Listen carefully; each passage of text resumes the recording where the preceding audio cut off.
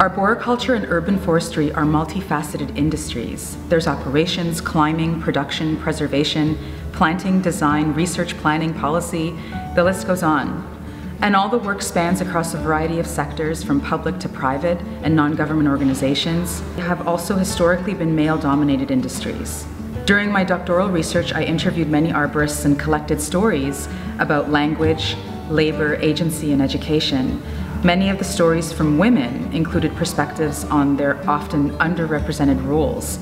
Stories also surfaced that just didn't sit well with me, including tales of being sexualized, disrespected by clients and colleagues, and a series of other gender biases. Women voiced the common observation that they needed to work harder to prove themselves, whereas male ability was assumed. As the industries grow and evolve, and as biases are deconstructed in both research and practice, there are a diversity of women who now contribute to these fields in a variety of ways.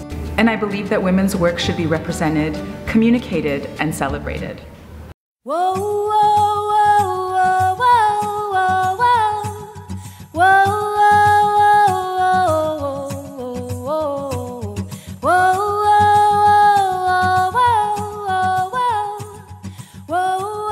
The one thing I would say about the industry is that it's full of passionate people, and it's full of people that really care about what they do, and that's something that constantly drove me to continue my search and my career. Every day is a learning experience. Every day I get to see different trees. Every tree is different. Still in awe of how trees are so resilient and how they adapt. I don't think I woke up one day and decided I was going to be an urban forester. It kind of happened naturally through the decisions I made during my studies. And trees was like that great middle ground where it was technical and scientific, but at the same time dealt with community and people. Earlier on in my career, the challenge was being accepted as a woman working in the industry, facing and experiencing workplace harassment, workplace discrimination. And then there's another challenge as being a woman in this male-dominated industry is getting clothing and safety apparel to fit. A lot of these people in here are my mentors or motivate me, and I see what they can do and what they have done to you know, grow awareness and a supportive network, the pillars, if you will.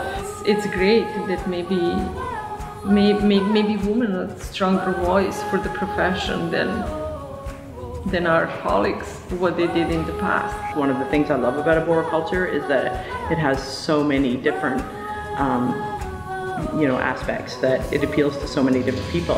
Just because, you know, you're a woman and you don't like climbing, you may love another aspect. So the longer I work in this career, in this profession, the more responsibility I have, and it means that I don't have as much opportunity to get out.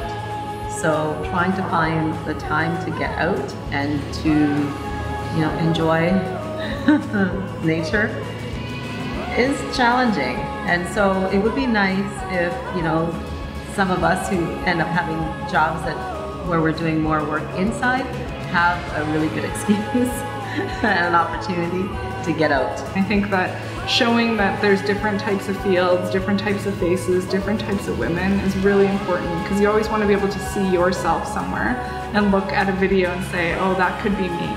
And I think that, you know, bringing those voices together is critical to engage the next generation of women. My all-time favorite tree would be the New Zealand Christmas tree, which is the Putakawa tree. Red oaks, because that was the first tree I climbed when I was being tested in this field. White oak in Canada, Quercus alba, it's beautiful, it lives long, it tells you the story of this land. The white oak. Because you think, you know, the things that these trees have seen. Northern catalpa. It has big heart leaves, winding branches, and got those really large bean-like pods. So my favorite tree is a yellow birch.